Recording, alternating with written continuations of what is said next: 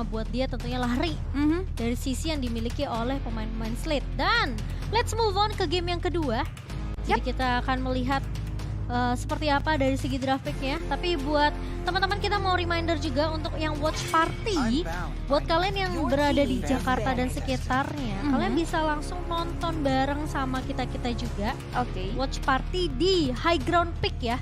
Jadi teman-teman bisa langsung datang ke High Ground Peak dan di sana kalian bisa seru-seruan bareng, langsung nonton live streaming bareng dan ada giveaway tentunya yang dipersembahkan oleh HSBC. Jadi kalian bisa punya kesempatan juga untuk memenangkan hadiah dan diamond yang tadi Cipi udah bilang senilai 500 US dollar. Lala, jadi buruan RSVP sekarang juga ya guys. Yoi.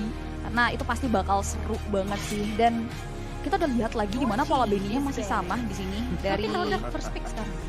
dari Slate mereka masih tetap kukuh untuk menutup gigi. Gashen juga masih belum boleh hadir karena sebenarnya Gashen ini plus minus ya ketika hero yang ketika tim yang menggunakan Gashen berada di posisi yang behind itu akan jadi batu sandungan tersendiri, tapi ketika dia ada di tim yang bisa dibilang ada di atas megang kendali perekonomian, ini bakal jadi punishment ke area tim lawan karena bisa kasih instant burst. Dan minusnya di Gashen tuh sebetulnya dia bisa datang tapi nggak bisa pulang nggak sih Ci?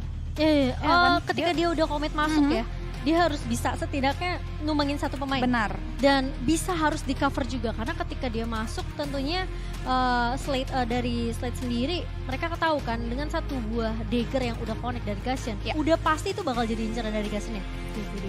Makanya ini yang membuat dari Gashen ini benar-benar kayak buah simalkama aja gitu. Kadang bisa dapat keuntungan dan bahkan bisa jadi kerugian juga buat yang gunainnya. Tapi kita udah lihat udah ditutup. Ini ingat 2 game berarti hero yang memang akan jadi batu sandungan. Dan Valentina juga masih sama halnya dengan adanya Grok ada satu slot yang terbuka yaitu Akai. Yang dimana di game sebelumnya Akai ditutup, ini terbuka dan langsung diamankan begitu saja oleh teman-teman dari Todak. Dimana ini masih sama halnya fleksibel, 5 kali di pick, win rate-nya besar sekali di MPL Invitational 2022. Kita bakal lihat dari teman-teman Todak akan menempatkan Akai di area mana karena masih bisa jadi jungler, bahkan bisa jadi roamer untuk Yams atau XP lane untuk Momo. Tapi kita akan lihat 2 hero selanjutnya yang bakal diamankan oleh Slate Esports untuk game yang kedua. 1-1 lagi kah? Oke. Kalau 1-1 sih menurut aku nggak masalah sih sebenarnya di-pick juga oleh tim Todak nantinya ya. Tapi kalau misalnya dari Slate mereka mau ngamanin 1-1 juga bukan pilihan yang buruk. Mereka bisa mengamankan 1-1 dan juga mungkin Martis kalau memang Martis masih menjadi prioritas di sini. Tapi itu dia 1-1 bersama dengan Matilda tentunya. Apakah akan ada combo Matilda Pakito yang akan dimainkan juga nanti sama Slate karena mereka sempat mengambil Pakito untuk gear di game pertama. Tapi Todak sesuai yang Cipi bilang ini Akai masih fleksibel, bisa ditaruh di posisi jungler, bisa juga ditaruh posisi roamer. Kita udah pernah ngeliat Ciku memainkan Minotaur di area mid lane ketika di MPL Malaysia kemarin ya. Jadi kemungkinan Minotaur juga bisa di-pick karena Digia sudah di-ban. Jadi ini kemungkinan besar tentunya masih terbuka lebar oleh Todak. Tapi kalau mereka mau prioritasin bot lane terlebih dahulu, Povius untuk mengincar ke arah 1-1 tentunya. Dan Esmeralda bisa di-pick sama pemain-pemain dari Slate untuk makanin semua shield yang dimiliki oleh seorang Povius.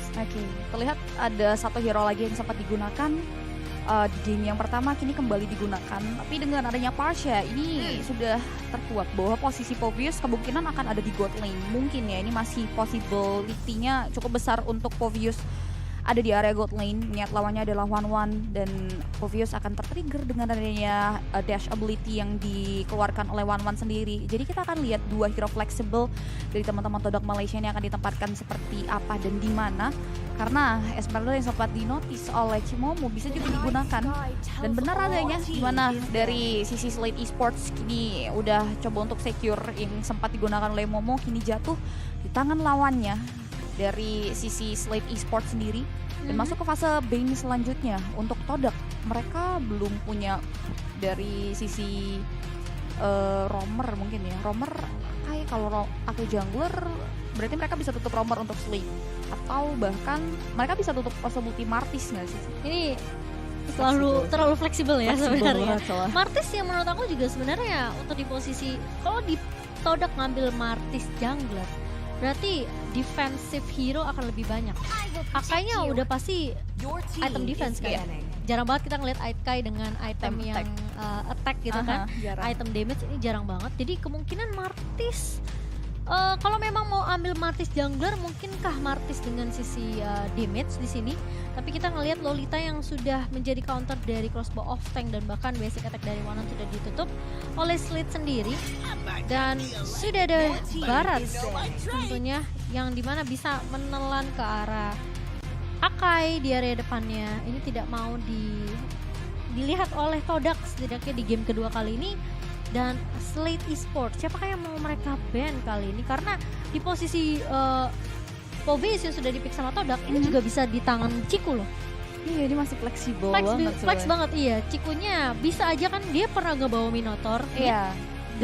Gak menutup kemungkinan Povis juga bisa dimainkan di area mid. Sama seperti Slade tadi kan, dimainkan sama Sheila di area midnya. Dan kalau memang adanya dari sisi Todak mau secure karya Mino, ini bakal mempersulit one-one-nya juga kan. Mereka ban Dairot. Dairot untuk, iya bisa sih. Mereka bisa ban Dairot. Oh tapi Cloud mereka dulu ya lagi. Cloud lagi.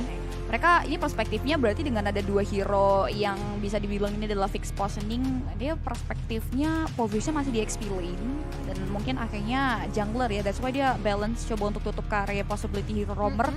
Dan juga God lane di sini, walaupun dua hero dari Todak masih cukup fleksibel, dua hero terakhir yang akan menguak posisi dua hero tersebut. Tapi Martis yang justru ditutup sendiri oleh teman-teman dari tim Todak. Oh enggak ya, dia nggak mau adanya Martis. Berarti ya kemungkinan ini Akai jungler. Karena mereka ban Martisnya, meskipun kemungkinan besar Slade bisa ngambil ke arah Martis ya. Tapi kan kita tahu Martis ini punya anti sisi Mortal Coil ya kan. Jadi kemungkinan besar satu buah heavy spin dari Akai ini bisa ditahan dan bahkan ngincer ke arah belakangnya, targetnya pindah jadinya ke arah Parsia. Dan mereka Todak nggak mau itu kejadian, Martisnya di ban begitu saja. Kalau memang Akai di posisi jungler, berarti mereka tinggal butuh satu posisi god lane dan juga roamernya. Tapi Minotaurnya ternyata diambil sama Slade.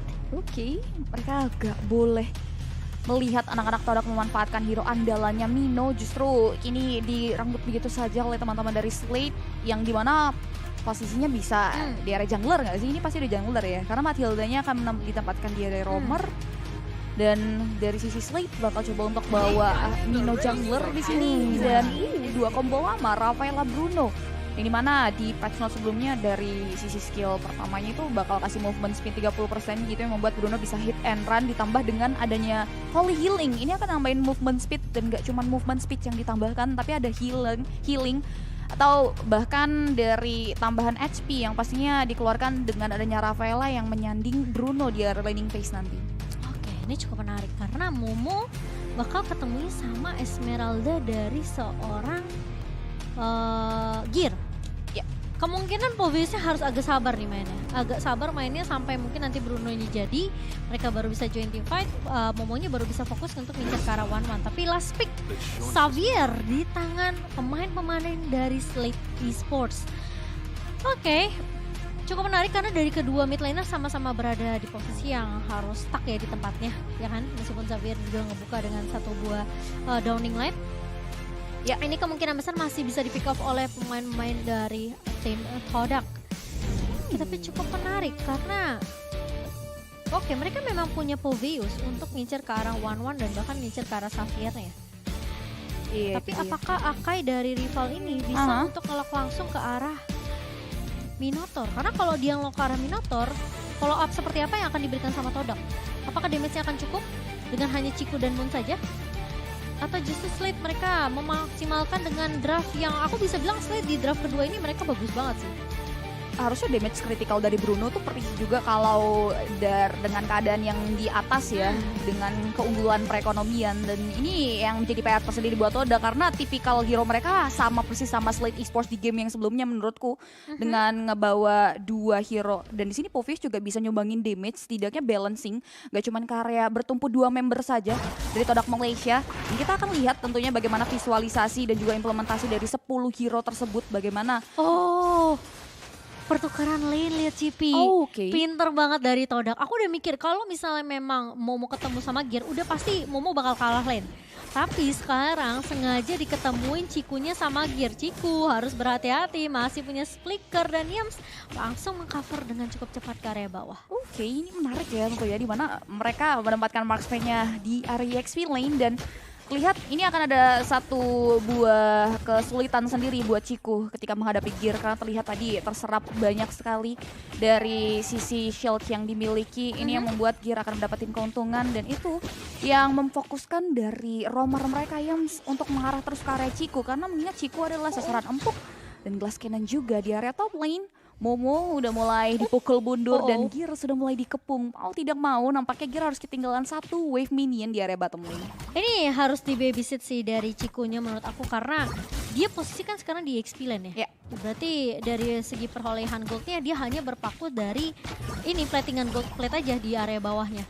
Wah. Dan Gear yang akan dipukul mundur oleh Yams tentunya. Sementara rival bakal mencoba untuk membantu terlebih dahulu Ciku. Harusnya dia udah dapat tabungan yang cukup sih. Dia nabungnya di HSBC kayaknya. Harusnya iya sih, ini nabungnya sampai habis lagi sih. Sampai habis. Udah langsung auto kaya gak sih, ditambah lagi dari sisi Todak Malaysia udah bisa kasih apa ya keuntungan buat Ciku sendiri karena dia udah invest juga di sisi lain. Ciku udah berhasil ngenumbangin turret dan swiping lane. Dia bakal coba untuk diterapin karena belum turtle berubah ke turtle kedua. Mereka udah hancurin satu struktur bangunan dan bahkan menyulitkan Gear. Ya, XP lane dari Slate Esports turtle dan kayaknya bakal langsung diamankan gitu saja, namun ternyata tidak. Gimana Turtle berhasil di-secure dengan ada satu Heavy Minion Fury, tapi lihat Circle Eagle mengarah tepat ke tubuh dari satu member Slate Esports. Ada Mir, masih bisa mundur ke arah belakang, begitupun juga Nick. Belum ada korban jiwa dan hilangnya turret yang ada di area bawah dibayar dengan ada dari satu objektif Turtle. Iya, setidaknya mereka dapetin turtle lebih bisa untuk membuat perekonomian tidak terlalu buruk-buruk banget. Tapi posisi dari Gear harus berhati-hati, jangan sampai ketahuan. Tipis banget, Nyaris. kurang beberapa milimeter ya itu ya. Curse of Crow-nya hampir bisa menangkap keberadaan dari seorang Gear. Dan kali ini Slate Esports mereka harus berhati-hati sama lane bawah sih menurut aku. Karena Ciku udah numbangin satu turret kan terlebih dahulu. Jadi kemungkinan Ciku untuk melakukan rotasi itu besar banget. Bisa aja dia bisa ngebantu ke area mid-nya sehingga ngebuat Gear kali ini ya udah dikasih aja untuk di area bawah dijaga terlebih dahulu, mainnya akan lebih sedikit pasif dari Gear. Benar, Gear-nya ini bakal terus dibikin kewalahan sih supaya dari segi pengumpulan itemnya juga terhambat. Karena kita tahu nanti ketika Gear-nya rotasi ini akan menguntungkan teman-teman dari Slate Esports sendiri kan. That's why dari Ciku guys, dia belum nerapin ke area sweeping lane, dia masih bertahan ke area bottom lane dan rotasi yang sempat diduga juga sudah mulai diterapkan oleh Ciku guys di area mid lane. Rival sudah mulai memantau pergerakan dari jungler lawannya, bahkan sudah kasih efek zoning out juga. Mystic Field sedikit merugikan karena sisi yang diberikan menghambat pergerakan dari Todak. Mungkin kita bisa lihat juga di mana dari teman-teman Todak udah mulai melakukan kesinambungan di area top lane untuk memukul mundur dari god lane-nya Slate Esports, tapi mereka coba untuk reset lagi dan ini untuk game yang kedua mereka bakal main lebih pasif, beda banget sama game yang pertama tadi ya Ci. Iya, mungkin karena mereka udah tahu ya di bawahnya ini udah rontok turretnya. Jadi lihat pressure tetap diberikan oleh Todak juga. Kali ini lihat Gear-nya tumbang dan first blood di menit yang keempat cukup bisa dibilang cukup panjang waktu yang dibutuhkan dari Todak untuk mendapatkan first blood-nya, namun trade-nya menjadi sedikit rugi karena Ciku yang harus tumbang ditukarkan dengan Esmeralda. Tapi kerugian tersebut akan ditutup oleh Todak secara cepat dengan ada satu objektif Turtle yang berhasil diamankan secara cuma-cuma, tapi di area bottom lane ada kekosongan. Ini yang membuat Slate Esports juga langsung menutup kerugian akan hilangnya Turtle dengan menghancurkan satu struktur bangunan yang masih terbaut gold shield di area top lane. Mirroring kembali terjadi di mana Gear sudah mulai coba untuk memberikan efek mundur punishment, tapi himpitan dari satu buah hippie spins belum bisa mempanis karya satu member, tapi nampaknya di area bottom lane di mana jungler dari Slate Esports pun harus ditewaskan gitu saja oleh Ciku guys. Jadi yang membuat Slate harus menelan satu pil kerugian harusnya nggak sih? Harusnya sih agak sedikit rugi karena mereka nggak berhasil untuk tumbangin turret bawahnya ya. Dan yang nggak rugi adalah buat teman-teman yang apply kartu kredit HSBC nggak sih Cipi? Bener dong Ci. Karena ada cashback Rp250.000 ya teman-teman ya. Jadi langsung apply kartu kreditnya sekarang juga dan kamu bisa mendapatkan poin reward tentunya setiap transaksi kamu. Dan kali ini pemain-pemain dari Slate juga mereka masih coba untuk cari cara nih gimana mukul mundur pemain-pemain dari Todak. Benar banget, tapi kalian juga harus cari cara tentunya buat ngumpulin uang dan dapetin Aura Collections dari Logitech G. Karena ini special shout out juga untuk Logitech G, official partner kita, di mana akan ada era baru permainan dengan Aurora Collections dari Logitech G. Iya, betul banget. Nanti kalau udah dapat gaming gear, jangan lupa untuk fokus ya, untuk fokus tentunya pertarungan online kalian dengan Omni. Jadi langsung unduh gratis di Google Play Store dan juga App Store kalian. Karena ini adalah aplikasi yang benar-benar akan membantu kalian fokus di permainan online kalian. Tapi kita bisa fokus juga terhadap item yang sudah mulai dikumpulkan di menit yang ke-6, di mana Chorus Insight ini template item yang sudah dikantongi dari sisi one-one-nya sendiri yang tertrigger aktif ketika stacknya terkumpul. Dan kalau bisa dilihat dari Todak, di mana yang mengungguli dari segi gold different, ini yang membuat dari Ciku guys, dia udah ngantongin item Kara Berserker Fury, di mana critical damage-nya pasti akan sangat menyakiti karena member dari Slate Esports sendiri di area bottom lane. Kekosongan terjadi dan satu struktur bangunan nampaknya harus runtuh dari Todak Malaysia dan akan langsung ditutup kerugian tersebut dengan adanya satu objektif turtle, dan Slate udah baca itu sih. Mereka coba untuk cari kompensasi lain ketika mereka kehilangan turtle yang terakhir. Dan bahkan gak hanya kehilangan turtle, turret di area atas juga dijebolkan sama Ciku. Dan kali ini Slate mereka perlahan tapi pasti mencoba untuk ini jadi kayak kebawa sebenarnya sama permainan dari Todak sendiri. Tapi kali ini lihat heavy spin dibuka begitu saja. Rival mencoba untuk mengincar ke arah FMM. Dan bahkan lihat FMM-nya kena headbutt dan itu dia tidak bisa tumbang. Gear mencoba untuk mengcover namun sudah terlambat karena FMM sudah hilang terlebih dahulu. Moon kali ini masih mencoba untuk mengusir, terkena stun dengan satu buah Curse of Crew dan energy impact dari seorang Moon. Sementara rival, lihat ini ketika bertemu dengan Akai, salah satu hal yang bisa dihindari cuma dengan ngebawa satu buah Purify. Tapi hanya di tangan seorang Gear.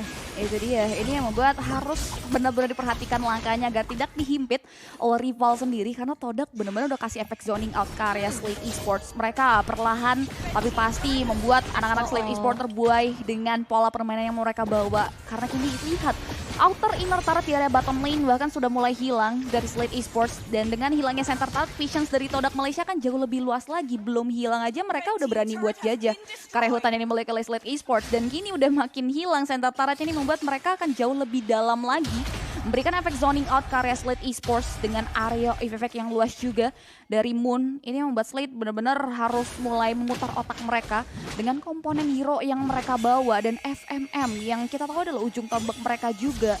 Ini harus dikasih modal awal yang baik. Terlihat dia belum dapetin point assist juga. Di sini bonus goldnya akan terhambat. Dan juga belum dapetin point kill. Ini yang membuat mereka benar-benar harus mulai cari celah sekarang juga, Ci. Betul, karena berbeda, bahkan levelnya jauh sih. 3 level dibandingkan Ciku. Dan buat teman-teman juga yang mau memamerkan kemampuan skill MLBB kalian, kalian bisa langsung join turnamen komunitasnya One Esport di battlefight.com/oneesports. Dan siapa tahu kalian ketemu teman mabar di situ ya. Iya, teman mabar langsung gas yang solo player ya, Ci. Player tuh ya, yang duo-duo. Waduh, udah saatnya kalian bikin squad bareng ya. Dan join turnamen komunitas di One Esports. Tapi kali ini lihat Todak yang bahkan itu hampir, nyaris ya dicuri.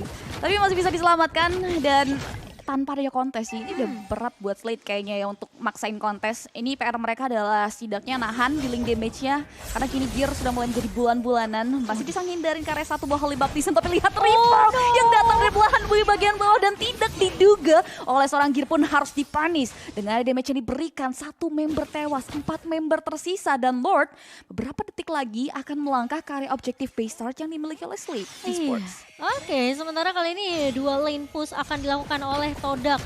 Sementara rival udah menjadi garda terdepan tentunya, pemain-pemain dari Slate mereka benar-benar ini dibawa banget ke permainan yang dibawakan sama Todak kali ini. Di game kedua terlihat sangat amat didominasi oleh Todak, dan bahkan satu buah Feather Astra bakal coba untuk mengucir pemain-pemain dari Slate. Tapi kita lihat satu buah minion Fury-nya dibuka sama seorang Adamit, tapi tidak membuat pemain Todak mundur begitu saja. Karena Nick akan tumbang menjadi garda terdepan. Momo pun akan menjadi pertukaran karena Todak akan lebih berfokus gimana caranya Lord ini bisa menembus sampai ke area base turret dari Slate Esports. Ini pengorbanan yang bagus dari Momo karena lihat bayarannya cukup mahal, satu nyawa dengan 2 base tambahan ini yang membuat Todak Malaysia semakin di depan, semakin di atas angin. Dan dari segi gold difference ini mereka benar-benar mengungguli dengan raya ketimpangan sosial yang terjadi. Dari segi perekonomian Slate Esports mereka banyak banget PR-nya di sini. Terlihat dari Ciku guys udah benar-benar ngantongin banyak banget item damage, dan bahkan di area bottom lane kita bisa lihat juga satu buah Faded Ice Break masih bisa dihindari, tapi Hippie Spin skin pun Park bisa dihindari dan membuat jungler dari Slate Esports pun harus ditewaskan begitu saja. Tidak ada bayaran yang pasti akan hilangnya jungler mereka harus kembali reset, gak mau terlalu dalam lagi dari Todak Malaysia. Mereka pun merasa cukup puas dan kemungkinan besar mereka tahu betul Slate Esports ini adalah tim yang tidak boleh di underestimate. Mereka akan menunggu hingga kedatangan Lord yang kedua atau jika ada momentum, karena terlihat dari Slate Esports sendiri mereka gak mau keluar terlalu dalam. Ingat base mereka juga udah mulai hilang. Di sini tersisa satu saja yang ada di area bottom lane, Cimo. Ya, oke. Dan sementara Slate Esports, gimana caranya mereka setidaknya ini ya dapetin satu team fight yang benar-benar optimal banget. Mungkin dengan satu buah minion Fury dari Adamir di follow up dengan cukup cepat. Tapi kita tahu ngebuka weakness point buat seorang One meskipun sudah diturunkan dari 4 ke 3, ini masih butuh waktu. Karena ketika weakness point misalnya fokus nih ke satu pemain di area depan, misalnya contohnya rivalnya masih bisa mundur, ya kan, sehingga weakness pointnya akan terlalu jauh, tidak bisa digapai sama seorang FMM, dan itu lebih banyak ngebuang waktu lagi. Sehingga ketika Adamir masuk dengan Minions Fury, mereka nggak akan punya damage yang cukup, kecuali dari Sayla. Dan juga sekarang gearnya kalau misalnya memang udah bener-bener tanky banget. Tapi lihat Ciku guys aja udah level 15. Dan bahkan 90% ini mapnya dipegang sama Todak. Iya, perbedaan damage ini tadi juga signifikan banget, dimana 4000 damage deal disumbangkan oleh Ciku dan hanya 1000 damage lebih tadi yang disumbangkan oleh FMM. Dan kita akan lihat di mana Lord ini sudah pasti akan dikuasai oleh Todak Malaysia. Slate Esports tahu betul akan itu. Mereka hanya coba untuk mengatasi dengan adanya global presence dari Downing Light, tapi tidak bisa men-steal karya objektif tersebut. PR mereka cukup besar dan berat di sini, memanfaatkan Sayla untuk menghentikan objektif Lord yang kedua, di mana di menit ke-12 itu Lord Charles sudah enhance. Dan kini kita bisa lihat juga di mana Todak Malaysia mereka bakal coba untuk manfaatin dari 3 laning phase mereka coba untuk manage 2 wave minion yang hadir di 3 laning phase yang dimiliki oleh Slate Esports, di mana mereka udah mulai menyatu menjadi satu kesatuan untuk menghentikan langkah Lord yang sedang dalam perjalanan masuk ke area high ground base yang mereka miliki di menit yang ke-13. Iya, sementara kali ini kita melihat push yang akan dilakukan oleh Todak mulai masuk ke area base dari Slate sendiri sudah dibuka, base pinnya Adamir sudah tumbang dan bahkan Lordnya tidak tertahankan. Kali ini Todak mereka akan berfokus terlebih dahulu, satu buah crossbow tank sempat terlepas begitu saja, tapi lihat Lordnya sangat amat berfokus terhadap turret di area base-nya dan bahkan FMM tumbang begitu saja. Tidak akan ada yang bisa melakukan defense dan itu dia triple kill yang berhasil diamankan oleh Ciku, membuat 2-0 diamankan oleh Todak. Slate Esports harus gugur di MPLI kali ini. Yes, tidak ada kesempatan bagi Slate Esports untuk menyamakan kedudukan nampaknya, di mana Todak bermain cukup ganas untuk game kita yang kedua, bahkan membuat tim lawannya